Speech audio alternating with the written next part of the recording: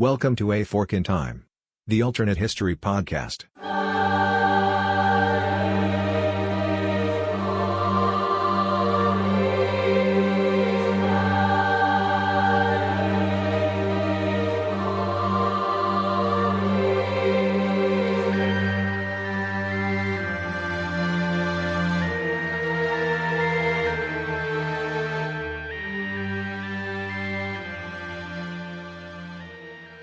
Welcome back to A Fork in Time, the alternate history podcast. We've got a group of people that I can see on my screen here that have never been on an episode by themselves together. So I'm very excited about this episode. This is Alexis, of course, the co-founder of the podcast. I'm in the host chair today, but I did not suggest the episode topic that we will get to here in a second. That was somebody else that I can see on my screen. But as you'll probably be able to tell, there's a reason I'm on this episode. But I'm going to go around my screen and I'm going to introduce the people I have with me on this episode. First up on my left side of my screen, so I'm going to start there, is Eric Bond. Eric, say hi to everybody for us. Hi, everybody. All right, next on my screen is Robert Koshu. Robert, how are you doing this evening? Very good. I'm impressed you pronounced my name correctly. I've known you for a little bit. And my other Eric, we're going to do our best to keep the Eric straight this episode because we also have Eric Rush joining us tonight. Hey, Eric. Hey, how's it going, Alexis? Hi, everybody. Hello. So like I said, we have never actually all been on an episode, just us together, and we have actually only been on a couple episodes with each other. So really excited about this episode. And we are going to be doing a topic tonight that is pretty timely considering current events that we are going to get into in a little bit. But as I mentioned, I was not the person that suggested the topic for this episode. So I'm actually going to throw it to Eric Bond to tell us what we are going to be talking about tonight. He's laughing. And I think you're on mute. Oh, no. Oh, there you go. You're good. Excellent. Okay, my microphone briefly unplugged itself because it has social anxiety too, I guess. Anyway, so as Alexis said, we have never been on an episode together, but you know who's never been king before? Prince Charles. Now King Charles, and that's appropriate. So what is a more natural topic to discuss with Charles than Diana? But this time we're taking her out of the equation. This is life without Diana. Will it be like rock and roll without a drummer? We'll find out, because in this episode, Camilla and Charles get together earlier. Exactly. So you might remember we've done an episode where we talked about the infamous car crash with Diana, and we had Diana surviving that episode.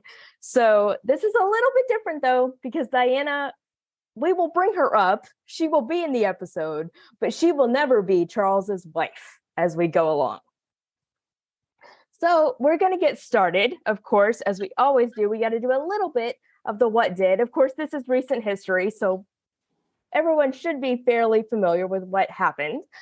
But we are talking, as Eric mentioned, about if Charles and Camilla had actually gotten married. So what actually does happen in the real timeline is Charles and Camilla do meet. They have some mutual friends, and they meet right before Charles actually goes off and does some military training. He was, of course, the heir to the throne. Now he is the brand new King Charles III. So he went off and did some military training, first with the Navy, then with the Air Force. And in the real timeline, while he was away on that military training, Camilla actually got married to a boyfriend that she had also had kind of on and off, Andrew Parker Bowles. And they went on to have a couple of kids. But of course, we all know what happened in the real timeline. Charles and Camilla kept up their relationship, not just cordial friendship, but a little bit more than that, despite the fact that Camilla and Andrew had 2 kids. And then, of course, when Camilla and Andrew divorced, and after Diana was out of the picture in the real timeline, Camilla and Charles actually got married back in 2005. So now she is Queen Consort Camilla, while Charles is Charles III. But that is not where we're going in this episode. So would anybody like to take the lead on kind of our fork and where we are diverging on this episode? I think Robert's that's an Eric, getting- Eric Bond Eric or Robert, who wants to? There take we the go. lead? Now I'm muted. There we go. or Robert. So I will take that. The fork we're going to take is, so right before Charles goes off, he proposes. Now, there was a lot of little things going on before that. Lord Mountbatten, Richard Mountbatten, who had some interesting World War II things that we ought to visit at some point with Dunkirk that could be interesting. He had actually tried to set Charles up with his granddaughter, and then the two dads, Prince Philip and the Prince Consort of Queen Elizabeth, and Lord Mountbatten actually wanted them to go tour India together when Charles toured India. But, they both thought, it was a bad idea, because the two guys were basically conspiring to set him up with his goddaughter. Well, in essence, before that happens, Queen Elizabeth gets word of what's going on. And she pulls both guys in her way and says, stop it. No, Amanda is too young. Charles cannot marry her. Charles takes the inroad at that moment and says, I've got an idea, Mom. There's a girl I've been dating. And so he proposes to Camilla at that point. So we're 71, 72, 73, somewhere in there. Kind of depending on where we want to land the wedding in this. Does he go do his service while they're engaged? I guess it's something we're going to need to talk about. Or does they get married and then he goes and does his service? Definitely see them kind of getting engaged before they do the service. The thing that immediately popped into my head when you were talking is kind of the going back to Philip and Elizabeth, them getting engaged, and then she goes on this big grand tour to Africa and all these places. I don't think it was a thing of like, maybe they'll get bored of each other, but there might have been a thing with Charles and Camilla of maybe they'll get bored of each other while he's on military training. Maybe we won't have to go through with a wedding. So I can definitely see for sure, hey, you can propose, that's fine, but hey, you're going to go do your military training. Yeah, I think that's a good approach. Especially because he had completed college first. I think that was like a main thing of he had been even putting off military training to where it's like, okay, you got a degree, now you're getting married. When are you going to the service, son? Well, yeah, especially because he's the first heir that actually had a degree, actually went to university. Usually it was like you went and did your military training. That's how you kind of, quote, prepared for the role of monarch. So yeah, it was definitely like, and when are you doing your service? Okay, here we go. Because I guess we're all waiting for Independence Day 3, where Charles III takes off in a fighter jet to ward off whatever alien species comes after us next. I'd watch that movie. So you'd watch that movie, Eric? That sounds amazing. All right, so he goes and he does his military training. So starting in 71, he gives we'll leave that more or less intact. What do you think? I think so. Yeah, I think so. I think a 73 wedding is not out of the realm of possibility. Because you would have been, 25, 26 at the time? Yep. Mm-hmm. Yeah, I think that sounds very reasonable. So all you'd have to really do is have a fiance that was willing to wait, or a girlfriend that was willing to wait for a couple of years while he was in military training. I mean, that happens all the time, right? Right. So I think that's a good point of divergence. Okay. So we have a royal wedding of Charles and Camilla in 73. Nobody is allowed to bring up that her great-grandmother was his great-grandfather's mistress. Even though she did. She definitely did. I'm saying nobody is allowed to then talk about it further at that point. However, I'm sure some American company probably saw that and was like, let's make a movie about their relationship. That would be our modern Hallmark production. It would be a TV movie of some kind, I think. Probably.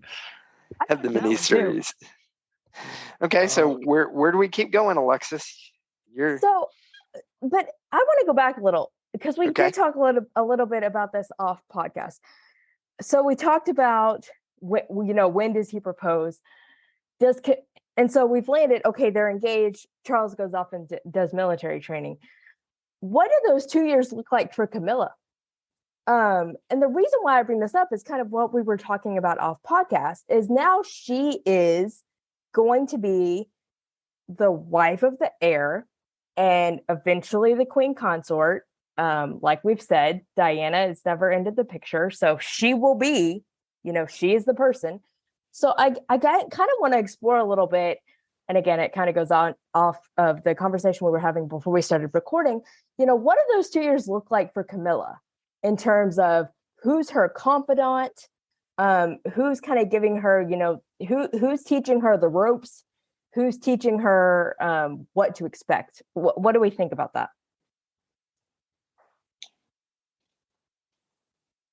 Well, I'm just taking a quick look right now because I wanted to see what her family background was real quick. Because she was from a middle class household, wasn't she? Like she was at least like a lady of some standing. Yeah. Okay, so she jumps in. Since the queen put a kibosh on it, does the queen go ahead and say, you know what? We're just going to make this work.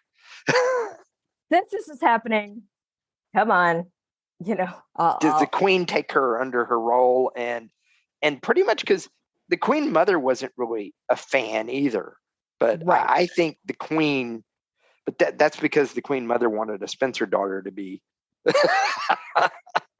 Well, because Charles had dated that other Spencer daughter too. Yeah. That other Spencer daughter wanted nothing to do with Prince. So is that the movie we'll get in 30 years? The other Spencer girl?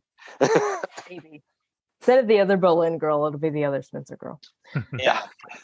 I think Anne would probably be a good match for Camilla. Like they both have interest in equestrianism. Like I think that is something that the two could definitely bond over and become friends about. Also, Anne was kind of more outspoken, but still able to work within the gears. That might also help smooth out any relationship issues between Prince Philip and Camilla at that time, given how he and Uncle Dickie were so heartbroken about their match not going through. Well, Anne was at the wedding of Camilla and Andrew Parker Bowles. So, I mean, so she was she at least had some sort of affinity for Camilla or the relationship or whatever. So, I mean, I think it's very plausible that Anne might have taken Camilla sort of under her wing or at least been a sort of a peer advisor, you'd say. I could see that for sure. Didn't they both date Andrew Parker Bowles at sometimes during their lives? Am I misremembering that? I think the queen might lead. I think the crown might lead you to believe that. Yeah. I barely made it through the first season, to be honest. Oh, it's good. Thank you, COVID. COVID got me through all the seasons of the crown. The other thing I would say, I would tend to agree with that. I would tend to agree that maybe Anne is the one that kind of takes Camilla under her wing, so to speak. The other reason I would think that is because Anne and Charles are very close. Yeah. Charles kind of thinks of Anne as his confidant. I mean, she's the one that remembers what it was like before his mom was queen.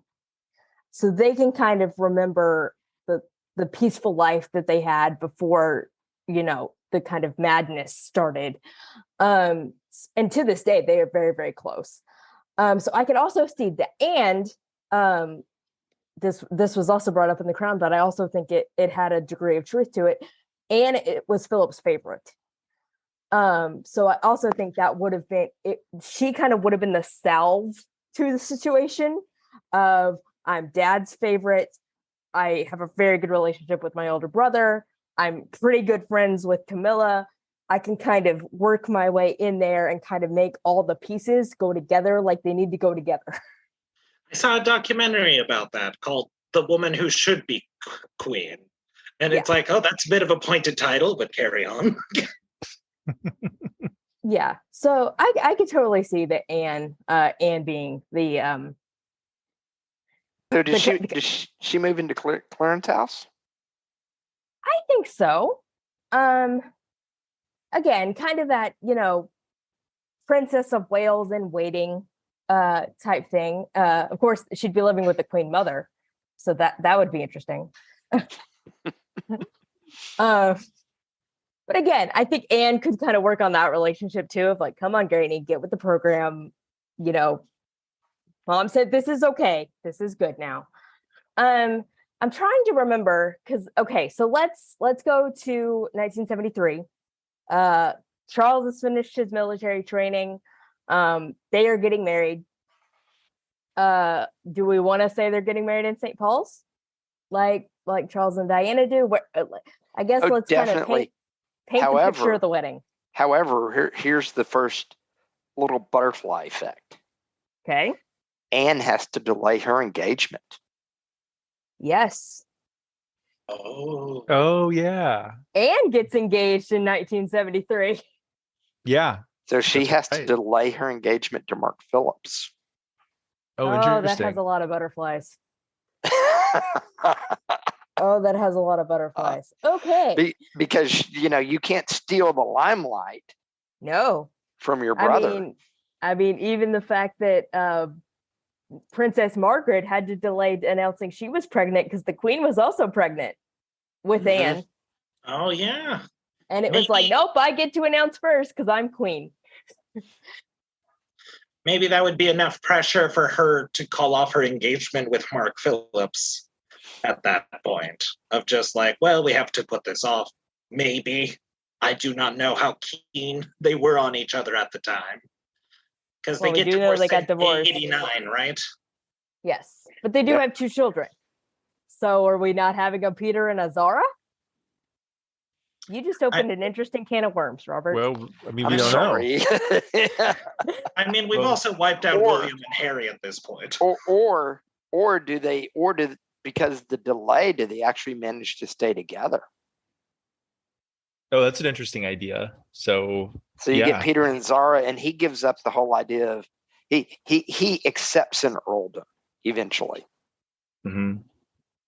So her kids are royal. That was kind of the point of contention, was this like, well, we're royal, but not really type thing. And it's like, no, we're royal. My brother will be king. We're royal.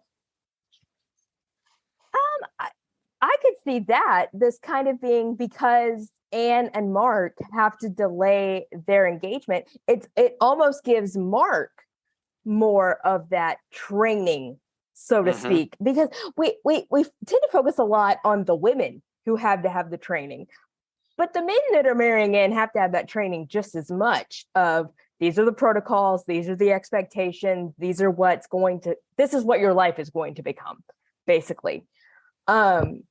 So I could totally see, I don't think it's completely implausible if they have to delay and Mark kind of gets that chance to get that training, so to speak, and kind of comes around, as Robert, you were saying, of like, okay, if we're going to make this work, I'm willing to make those concessions that he didn't necessarily make in the real timeline. I could see that. Okay, so go to your wedding. I agree, St. Paul's, because it's still the big deal. It's still the future king. It's still a big deal. And she gets the exclamation point dress with the 29-foot train.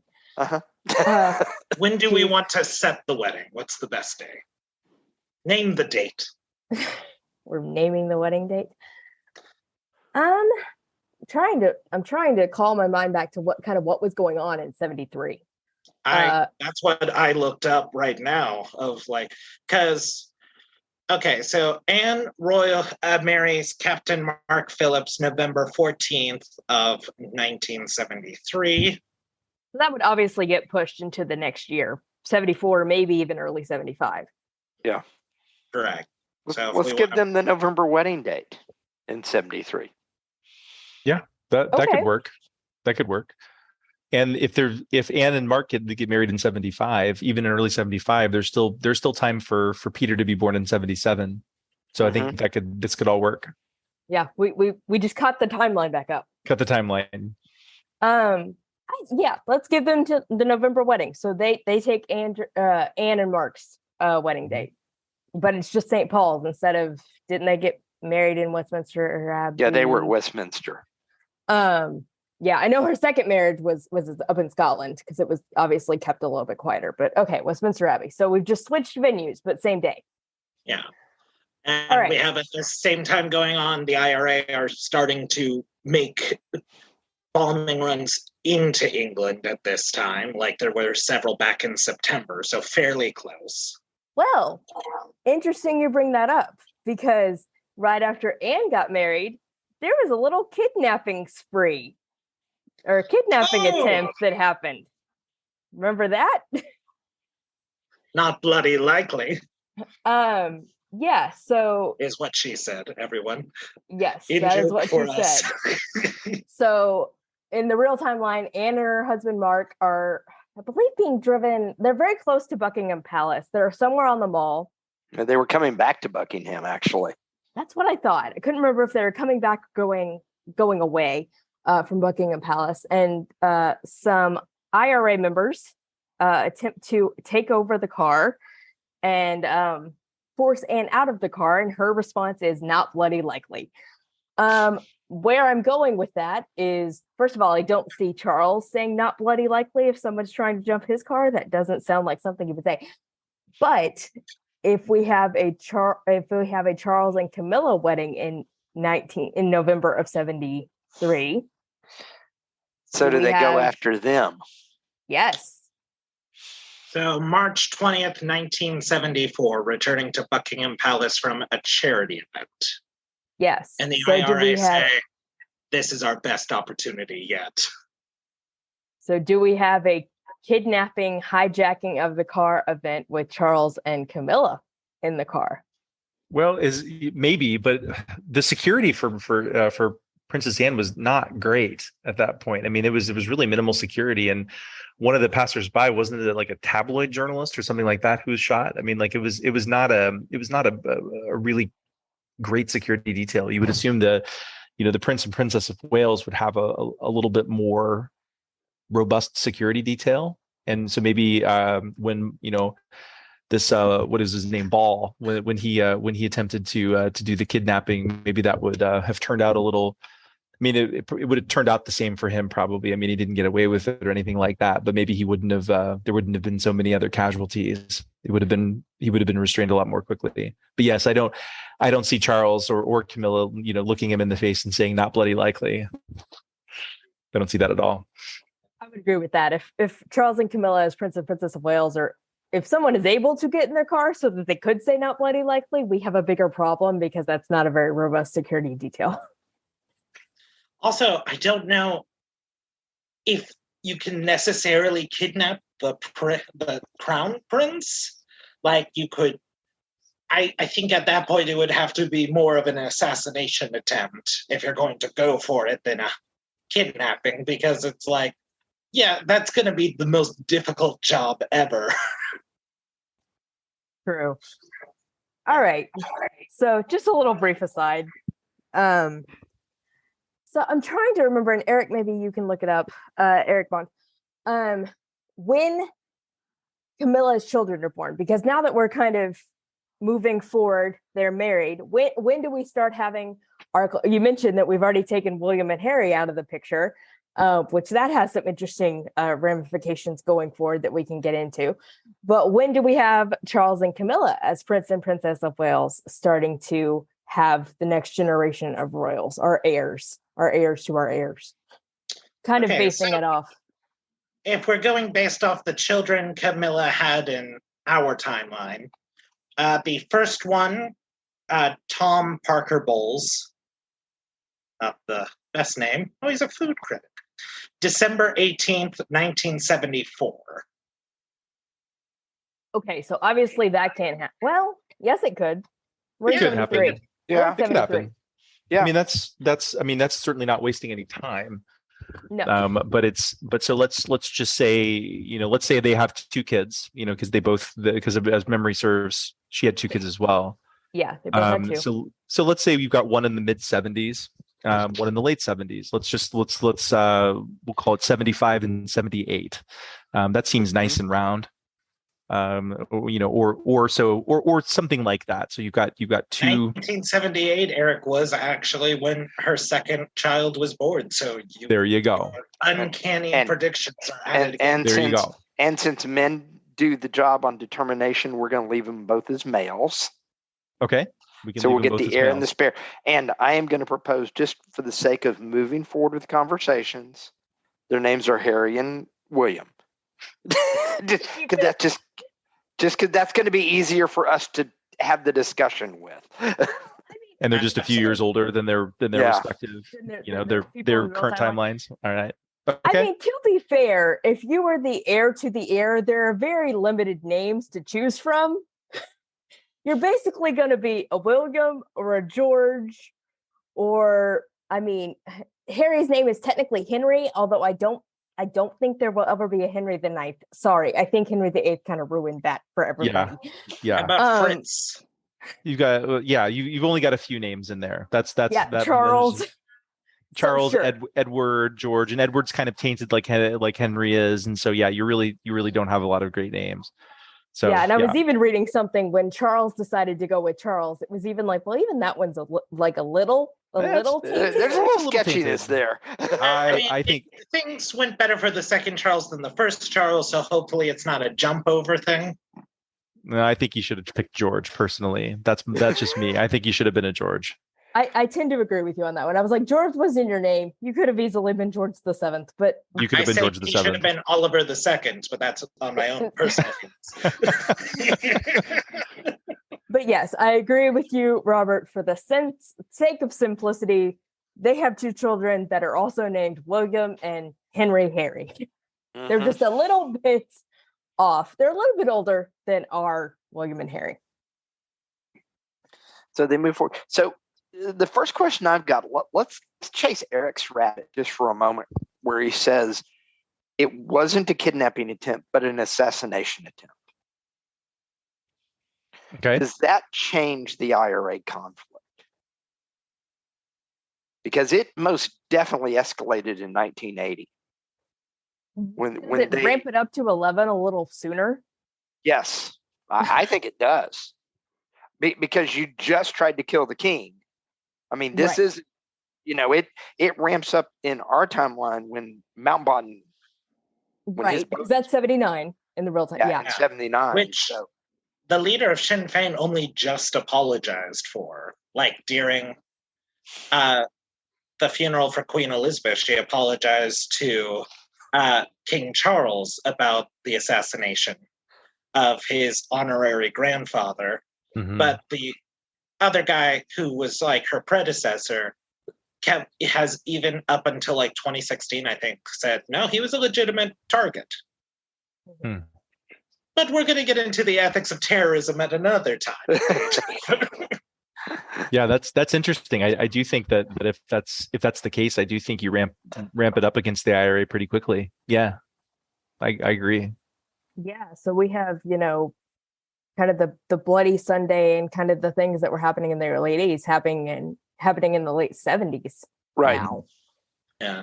And that is probably going to lead to a more reserved Charles on the matter of perhaps that pardons him, because he's always been an odd political duck. Like he seems to have a variety of opinions, but the whole, he's done his best so far to kind of encourage reaching between Northern Ireland and the Republic of Ireland at our own time. So maybe this assassination attempt on himself and his wife, if at all successful, I don't think it would be successful. I think the gunmen would be shot down in the streets before they even got close. But I think just even that shock might be enough to where maybe he is more of a, nope, those 6 counties are definitely ours. And we should really support. Yeah. Yeah. He very much takes the hard line on it. I totally agree with that. I definitely see that. And it is true that he's kind of a little bit more of a I don't want to say appeaser, but kind of a little bit more of a conciliator but I think definitely having this experience, like, nope, it's that hard line. There's no negotiating, for sure. You tried to kill me. You tried to kill my wife. We're over. Yeah. It's over. Yeah, we're not playing nice here. Agreed. This also changes the new William and Harry, because they don't have as much exposure to middle class life, or even what the life of an average Brit could see, that they were influenced by their mother Diana about. And so now we have more cloistered royal children. Mm-hmm. Which, I mean, you would even argue that the William and Harry that we have in our timeline are quote unquote cloistered. But I think, again, to use the phrase, ramp that up to 11. There would have been no trips to Disney. There would have been no going to McDonald's on the tube. No walking around the corner to go to school. Definitely. And I think, so how do we think that experience and them growing up would endear that William and Harry to the public, kind of comparing that William and Harry to the William and Harry that we know that we have? If they're the cloistered, you see me on the balcony and that's it. How do you think that experience, as a 5, 6, 7, 8-year-old, but how do you think that experience would kind of endear them or not endear them to the public? I think the public's opinion of them would be much more akin to what it's historically been for Charles. I mean, not particularly popular. I don't think they would be endeared to the public. I think they would be considered sort of generic, out of touch royals. And I think that in many ways, I think that would put the monarchy itself under threat. I think one of the reasons why you have a little more, maybe, if I don't know if I'd use the word enthusiasm, but let's call it enthusiasm. If there's any sort of enthusiasm for the monarchy, it's certainly not about King Charles. It's about the possibility of a King William. And so if a King William is not a draw, or King Harry is not a draw for the public, I wonder if you might awaken a few more Republican sentiments in the UK. I think at this point, especially if the rest of the timeline plays out a little bit more, where Queen Elizabeth is queen forever. She doesn't have her horrible years. She has to deal with Andrew still, because Andrew is Andrew and he's going to do what he does. Wait till you hear my suggestion about what happens to Andrew. I have a good one. I may like this, but I think, Eric, if you're going to talk about that, I agree with you. I think the monarchy is in serious trouble the minute. I wonder if where we are at this moment in history is 180 degrees different. That the prime minister is just sitting there with Parliament going, I don't know about this monarchy thing anymore. Yeah. We've had a good run with Queen Elizabeth. We don't really have an empire. A lot of the other Commonwealth countries are going to throw it off for sure at that point, because you don't have William, Kate, and Harry and Meghan, the Fab Four, running around with all that they had. Diana, good, better, otherwise, she radically changed the monarchy. And that change never occurs. Yeah, interestingly enough, I saw a poll today that William is now the most popular royal. Obviously, it was Queen Elizabeth, but William is the most popular royal, which I think plays to your point of, we've got the William that we have. If it's this other William, he would not be the most popular. And I also think it's interesting that we're talking about, they are this way because of the IRA and the attacks on them by the IRA that kind of, brings them insular and cloisters them. And it's interesting because doing that, insulating themselves like that, actually ramps up the Republican sentiments of, you're going so far insular that you're actually going to end up losing everything that you stand for because you're not reacting to what's going on outside of you, which I think is interesting. And just to follow that IRA thread, I think it becomes so pronounced. I think Charles puts influence on British broadcasting television to ban Star Trek: The Next Generation in 1990. Because they have an episode called The High Ground where they talk about the ethics of terrorism, and a character makes an offhanded reference to one of the they say, oh yeah, by 2019, Irish Republican terrorists were able to take back Northern Ireland from the United Kingdom and make it part of the Republic of Ireland.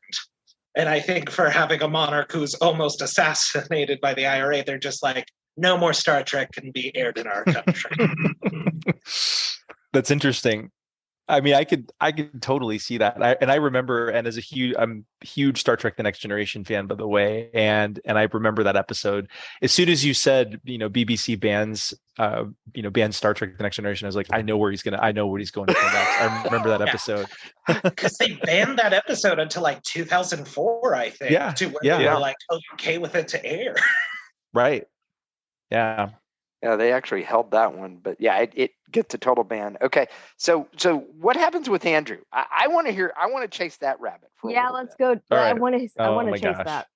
Okay, how do you solve a problem like Prince Andrew? It's simple. I will remind everybody that this is a show that without an explicit tag, and yes, so we're gonna keep it clean. Everybody, keep it clean. Hey, my comment was Andrew was Andrew.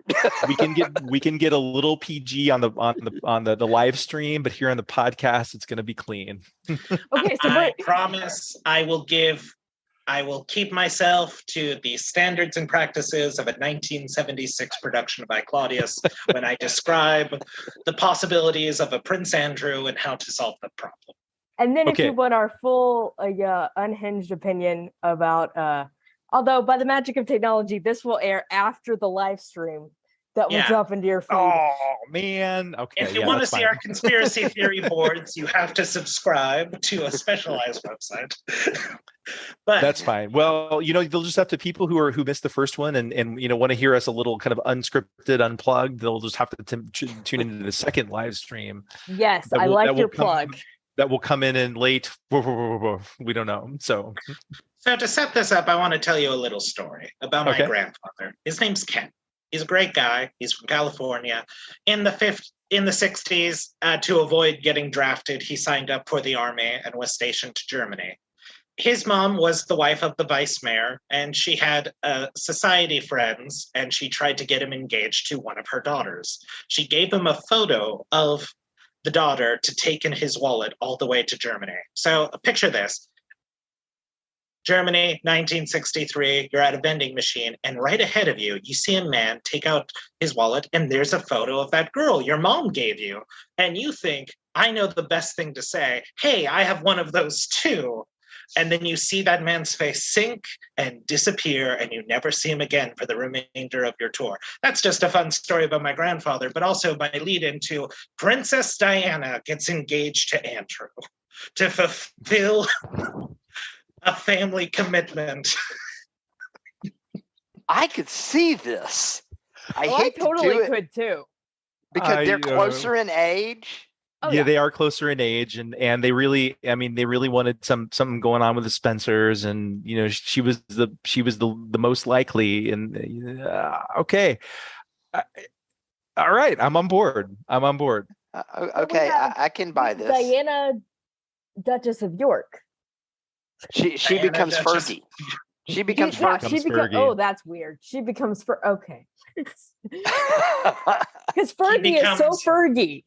Yes. She becomes Derby?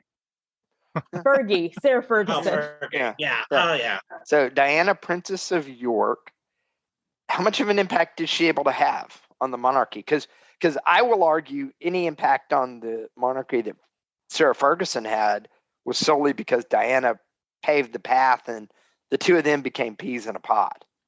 They were like this. They were peas in a pod. That's really interesting because yes, they were peas in a pod, but I wonder how much influence Sarah Ferguson had on Diana. and kind of pulling Diana out of her shell, because my experience, I mainly my knowledge of the royal family kind of has them together, that peas in the pod thing. But if I am remembering right, Diana hadn't kind of found her niche, role, voice, whatever word you want to use, until closer to when Fergie was kind of entering the picture, because they obviously had an engagement, they had the wedding, they got married in 86.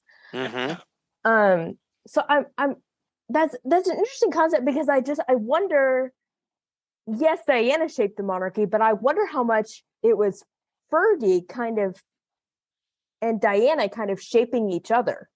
And if it's Diana alone, is she the same Diana? Does that make sense? That makes sense. And does she then feel like maybe she has to be the good one who people feel sorry for when Andrew gets into the press for alleged things? We're assuming that he still does. Andrew being Andrew, we assume that he doesn't. He's not. Allegedly, I don't think we could change that, no matter who he's married to. So we allegedly there was the Andrew whole is still badly behaved. Fergie. So he had things before Fergie entered the picture. So he is allegedly continuing to be badly behaved. We're saying allegedly. We're using our words carefully. Yes, we are not opening ourselves out to potential legal troubles. Nope. After already signing off on the IRA, apparently, potentially earlier this episode. But, I mean, listen, I don't have any donations to Sinn Féin because they were denied on international grounds. So I just want to make myself clear. Yeah, but I'm curious. I totally agree. I can totally see Andrew being married to Diana, because I think you're completely right. They wanted a Spencer marriage. They are much closer in age. It makes sense. But if we don't have Sarah Ferguson, is the Diana that we know the Diana that we know? And I don't know if she is. I think she's the quiet in the back. She is more of a traditional royal at that point. Yeah, she's please feel sorry for me. It is, I think, probably a same situation of, I was voluntold to get married. Yes, I signed up for it, but it was very much like, we are telling you were going to do this. That's a very interesting concept to me, because I don't see this Diana being the Diana that we know as Diana. Right. For a number of reasons, but I think one of those reasons is there's no Sarah Ferguson to kind of pull Diana out of that shell and kind of be the wild child, untempered.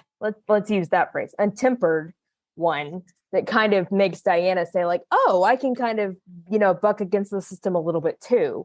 I think if Sarah Ferguson's not in the picture, I think Diana is that very demure, I do what I'm told, I ride the line, I don't buck the system, I don't fight. I'm married to the heir, I'm married to the spare, I'm not married to the heir in this scenario. Maybe she has like a Tammy Faye kind of like storyline where she's like bucking the system later on, and she's just like, well, why wouldn't we help people if we can?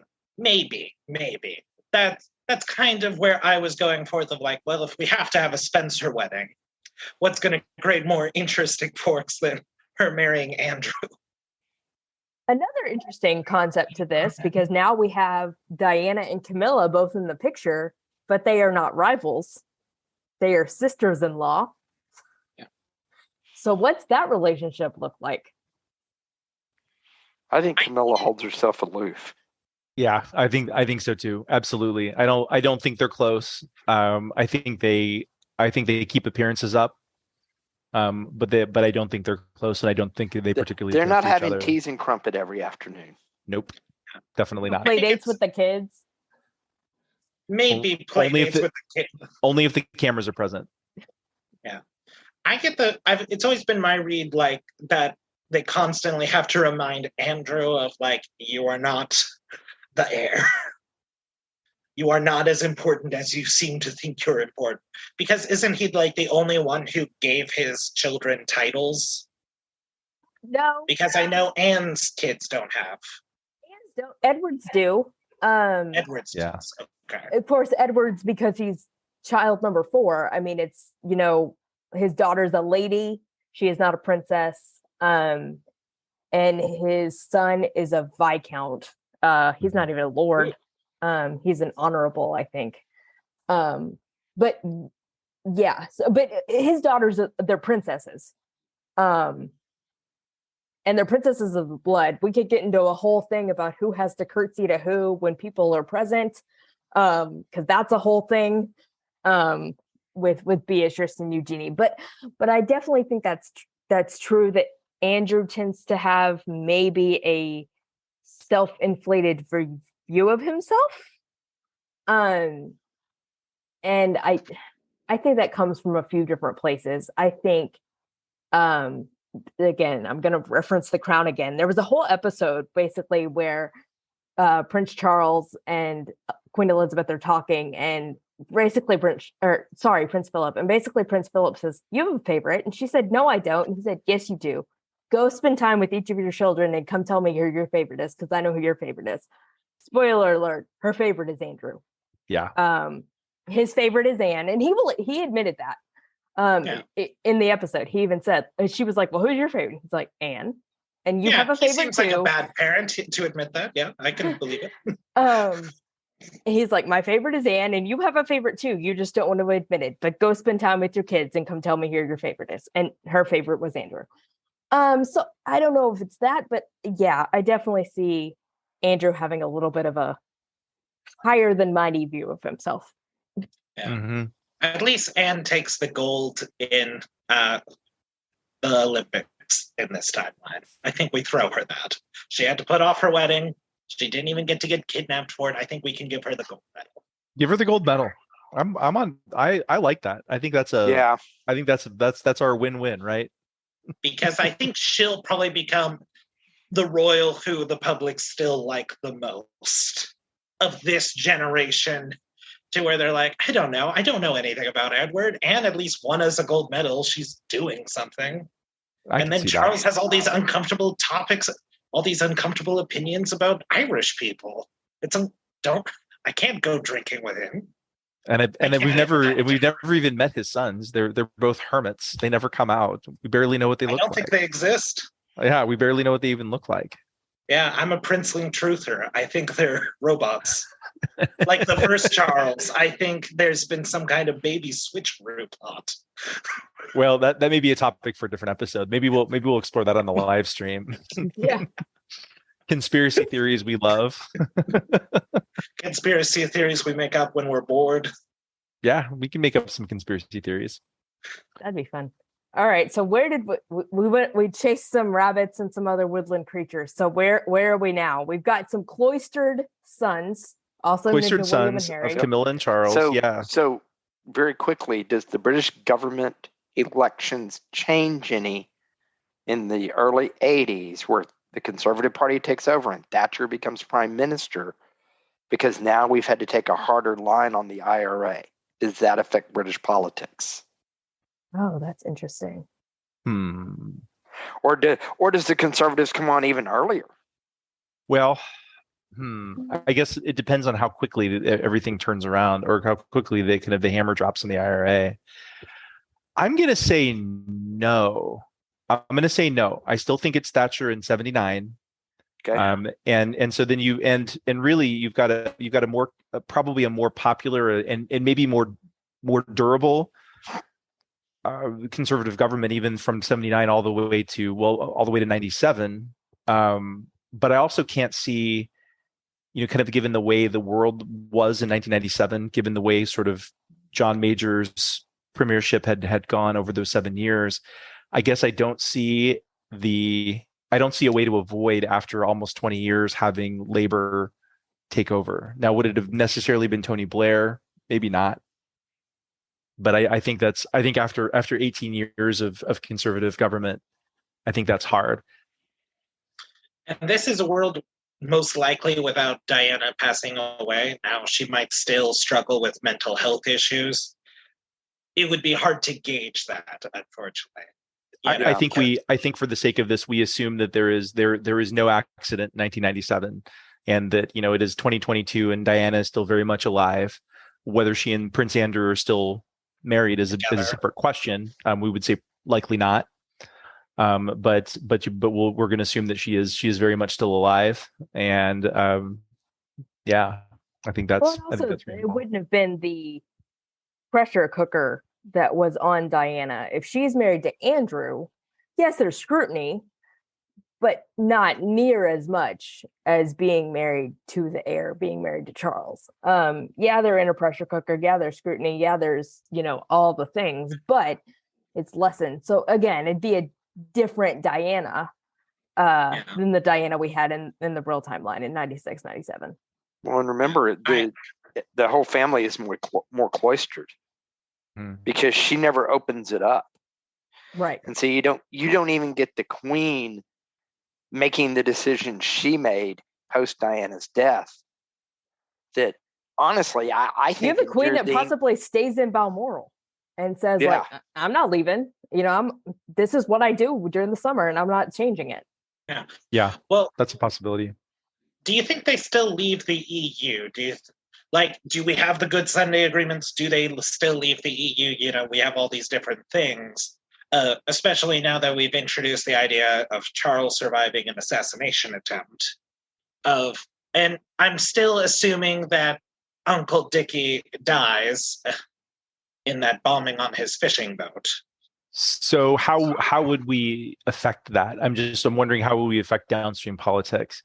So what we had for the leave versus remain is really, I don't recall a lot of influence from the.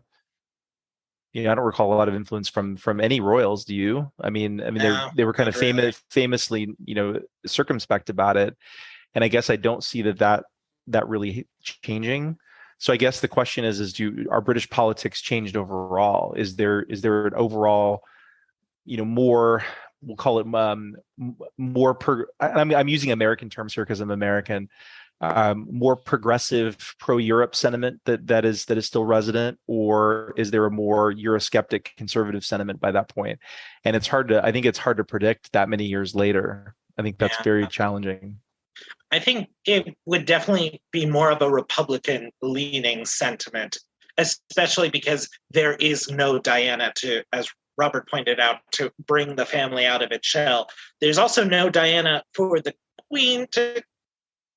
I'm going to say that it might be a little controversial to say it. She does not have a rebranding opportunity at the start of the millennium to present a more human image to the people using the death of her former daughter-in-law. Mm-hmm. Well, that's a good point. That's a good point. Yeah, I think the ultimate deadline of the fork is now. And the ultimate deadline is the Queen is dead. Is there a long live the king? Well, maybe not. And maybe not. Maybe this is because I'm not hearing. Again, it's been a few days, but I'm not hearing a lot of rumblings. In at least in the press that I've read about, all of a sudden people are sort of taking up the mantle of a United Republic. But could that be the case if in a different timeline, if people are more skeptical of the crown? I think there certainly could be. But then it's kind of is the United Republic, is that an entity that wants to be more integrated with Europe or less integrated with Europe? We don't know. That's an entity that doesn't exist. I think it's more of what we see today, where there are elements of the United Kingdom that wants to be part of Europe, like Scotland and Northern Ireland, and that just gets exacerbated. We still have the issue with Wales. Wales is still hardcore, kind of wanting a kingdom of its own, but still wanting to be a part of the United Kingdom. I think I one time saw a video where they were getting both sides about the Scotland separation. And a guy said, well, if this happens in a few years, will we be united? Nothing. Mm-hmm. So maybe that's what comes to pass when you have a monarchy that has seemingly less and less relevance to a modern society. Now, you could argue maybe that's what makes them more popular, of just like it takes an almost mystical aspect, kind of like the czars in the countryside, where people are like, well, I hate my landlord, but I love the king who lives far away, who is just powerless to stop these evil landlords. That I have something like, I have hope because there is a czar. Maybe people are like, I know the queen is in Balmora. I know, Margaret Thatcher is evil, or John Major or Tony Blair is evil, but I know the queen is there and they're just a declawed kitten who would help me and come to my rescue if they could. So I love them. I love my distant parent figure. Or maybe they're like, they left to go get cigarettes and they never came back. I can't think of a better place to end than that, Eric. We all went on a smoke break. And we all went on a smoke break and we never came back. The end of the monarchy. Congratulations, are people going to be everybody. shocked that I was on an episode where we killed the monarchy? You know what? Probably. It's the most American thing we could have done. It's the most American thing. The most American, but I honestly think without Diana, and just to sum up my thought, I honestly think without Diana's re-imaging of the monarchy, followed by the causal rebranding that her death caused, because even Camilla went through an entire rebranding. Oh, I will be honest, I used to hate Camilla. My wife still does. It's okay. She my grew wife on cannot me. stand her. She grew Although on my me. wife grudgingly admits she has done to quote her, not a bad job in the past several days. So, but I think the monarchy without Diana at this point is in incredibly serious jeopardy. Yeah, I agree. I think Diana, to the Queen's ability to rehabilitate herself, to William and Harry, and Catherine. I think you've got a line of people that have sort of maintained some popularity in the public, and I think if you don't have those specific people with those specific set of circumstances, I agree. I think a King Charles III in that situation is very precarious on the throne. I would totally agree. I mean, there's a reason that it went from 1997 all the way to 2005 before Charles actually married Camilla, because he knew that you had to have that space for that rebrand, that recentering, that before you could kind of bring Camilla back in and say like, okay, she's in the new monarchy. She's not part of the old. She's in the new, and we accept her. So I would totally agree. I think we killed the monarchy if we have a Charles Camilla marriage in 1973. I don't get think out my mission accomplished banner from the back. Mission accomplished. We did it. We deposed a monarchy. You didn't kill my Britophileness. I'm still going to be that until no. And everybody's still alive. Like we did. I mean, in fact, we saved Diana. Yeah. So we're even one human up. So we're even, we've done some heroes. In this we've done some great work here, folks. Yeah. So everybody's still alive. Everybody's killed fine. The monarchy. We just killed the monarchy. They've got, they still own stuff. They own plenty of stuff. Nobody's starving. Yeah, the King's Speech does not win an Oscar because nobody cares. But Inception gets it. I like the movie. I like the movie. You know what's so weird? Jake and I watched that movie. I'm not kidding. Like 4 days before all the stuff happened with Queen Elizabeth. Like it was almost like we premonitioned it or something. Like, because he was like, we were just watching like all the things. Yeah, that was it. I like that movie. I like the movie too. It was good. So yeah, it's good. You just can't watch it during the daylight because of the cinematography, because it is such a dark movie. Oh yeah. If you try to watch it with a little bit of sunlight, it's just like it's a black screen, and then it's like, oh, it's an audio play.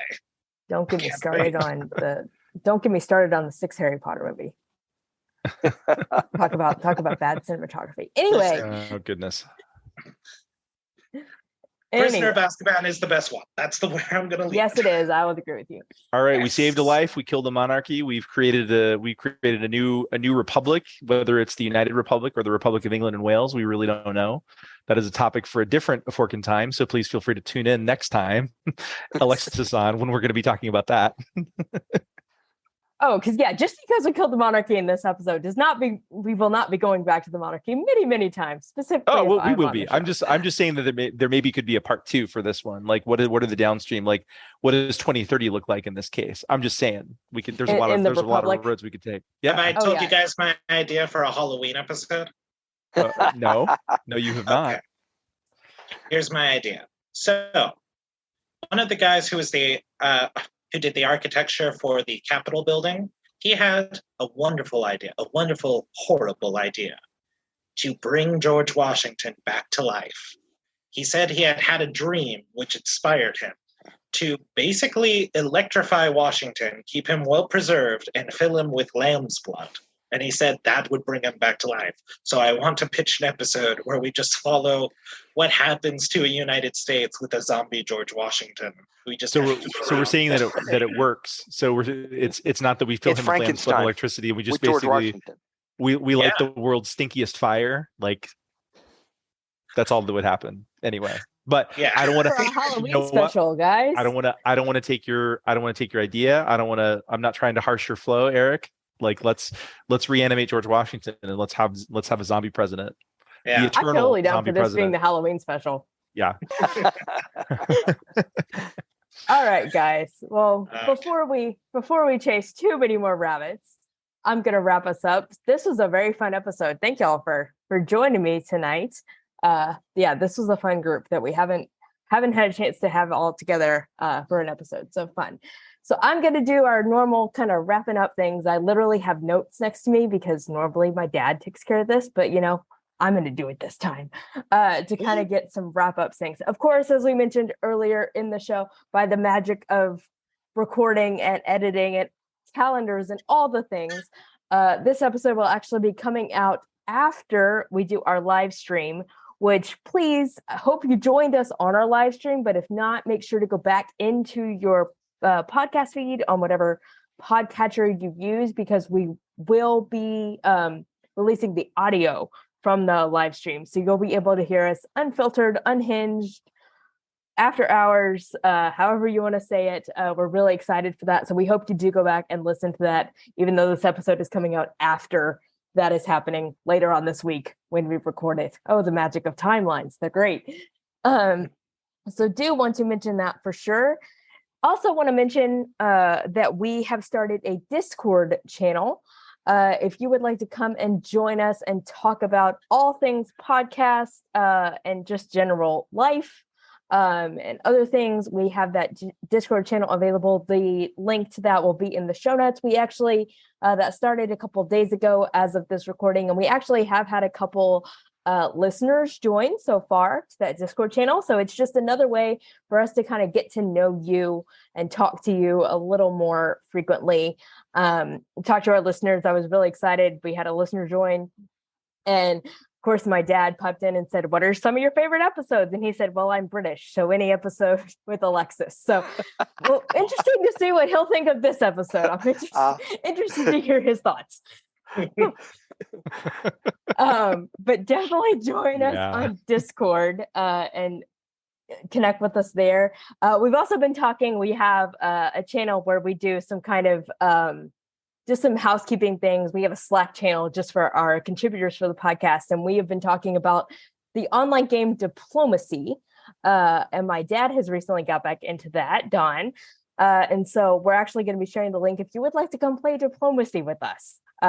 Definitely feel free to come do that. We have tons of ways that you can get connected with us now, not just coming and listening to the podcast. Of course, we have our tried and true methods. We have a forkandtimepodcast.com that you can go and you can leave comments. You can get in touch with us there. That has all of our episodes that we've ever released ever, as well as bios of everybody that I can see on my screen, so you can get to know us a little better, and including the dog that you might have heard in the background, Madison, the official mascot of the podcast. You can also connect with us on social media, Facebook, Twitter, Instagram, AFIT Podcast. Connect with us there. We'd love to talk to you on those channels as well. Last but not least, we have a store that we'll be sharing the link to. I'm very, very excited.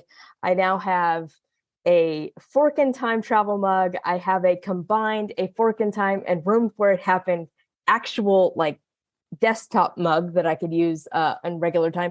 And I'm excited because we just put in the store the Room Where It Happened travel mug. So now I'm going to be able to have a travel mug for both podcasts. But we'll be sharing that link as well. If you would like to get some merchandise, there's tons of things you can get. Coffee mugs, of course, phone cases, t-shirts, bags, all kinds of things that are going to be on that website. So you can spread the word of the podcast in not just digital ways, but maybe with some merch that you might be carrying around one day or wearing. So those are all exciting things that are going on in the world of A Fork in Time and the Room Where It Happened. After we stop recording, I'm going to talk to Eric Rush about the next Room Where It Happened because I'm excited about that one. And I want to see when we can get it going. So stay tuned for that. But for now, I'm going to call us out. And since I usually get to do this, I will start the first part of this. Actually, before I do that, I'm going to go around the room and say, is there anything that anybody else would like to add? So as I started with the beginning, I'm going to start with next to me on my screen. So Eric Bond, is there anything else you would like to add for this episode before we sign out? I really think you should watch the pro cut of the Diana musical that is available on Netflix. It is terrible. There we go. Robert, anything? Pay attention to our podcast. Come back, listen to us again. Join us on the live stream. And the live stream YouTube archive will be there as well. Yes. So even we hope that you caught the live stream. Again, I'm trying to talk like past tense because this is coming after. We hope you caught us for the live stream, but yes, that will be available as well for you to watch afterwards. All right, Eric Rush, anything you would like to add? Yeah, I would just put in the plug for the podcasts and the live stream as well. In case anybody can't hear it in my voice, the team knows I am pumped about the live stream. I'm so excited about it. And so, I hope that this is one of not many. We're not going to be able to do these all the time, but it'd be super cool if we could do these every once in a while, get the team together on I will tell the people on this phone call, I saw my dad yesterday. I can't remember if I mentioned that on podcast or not, but I actually saw my dad yesterday and I tried. I was like, co-founder daughter privilege. Tell me a question. No, I don't want to know the question. I don't want to. He wouldn't do it. Give you one. No, I don't want to know the questions because I want to be. Wow. I want to do this. I want it to be totally organic, totally spontaneous. It's going to be what it was 8 o'clock. 8 o'clock on a Thursday. Is that right? Am I thinking about the time right? So 8 o'clock on a Thursday Central Time. We'll figure it out. It's going to be some time on the Thursday night, and I don't know about the rest of y'all, but I will have bourbon. Not a lot of bourbon, but a little bit of bourbon because it's a Thursday night and I have to work the next day. But Eric, I'm gonna have to ship you a bottle. Yeah, by all means. I thought you guys were talking about a Napoleon. I apologize. So bring your cocktails, everybody, to the live stream, to the next live stream. So it'll be good. Yeah, but he wouldn't give me a question. I know nothing. I know nothing about the live stream, so I'm just as in the dark as you guys. So you know what it is like to have been Prince Charles. Yes. Anyway, so now that we've all gone around the room, again, I want to thank everybody that I can see on my screen for jumping on tonight and recording this episode. This was fun. As my dad and I have mentioned before, we started this podcast just because we liked history and we liked talking about history together. So we said, hey, why don't we try this and see if anybody else actually likes to listen to us blather on? But through that, we have met a bunch of really cool people. Of course, Don, my dad, knew Robert previously, but I think it was Chris Pola was like, oh, I thought you knew Robert forever. And I was like, no, I never met Robert until we started the podcast. Don and I did not reconnect until Yeah. Several years after you were born, my dear. I was like, no. Don and did I not knew grow- each other in high school. So Yeah, I was like, I did not grow up with Robert. So it's been really fun to kind of grow this community and get to know people that I wouldn't know had we not started on this little adventure a few years ago. So I'm excited to see where it's going. Excited to get more people involved because the people we've had involved so far have been amazing people. But yeah, excited for the live stream coming up and the fun things on the horizon. So I don't know who I'm throwing this to, but I'm going to throw out a suggestion that if someone happens upon a fork in time, somebody tell me what they should do. You should take it. Awesome. Have a good evening. Have a good night. Whenever you're listening to this, I keep saying evening because we're listening to this. Bye, everyone.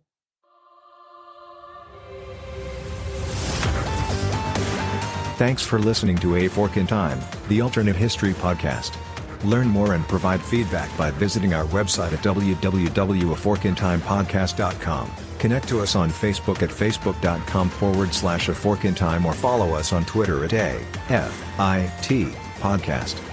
If you want to support the show financially, visit our Patreon page at patreon.com/aforkintime. We hope you will join us next time.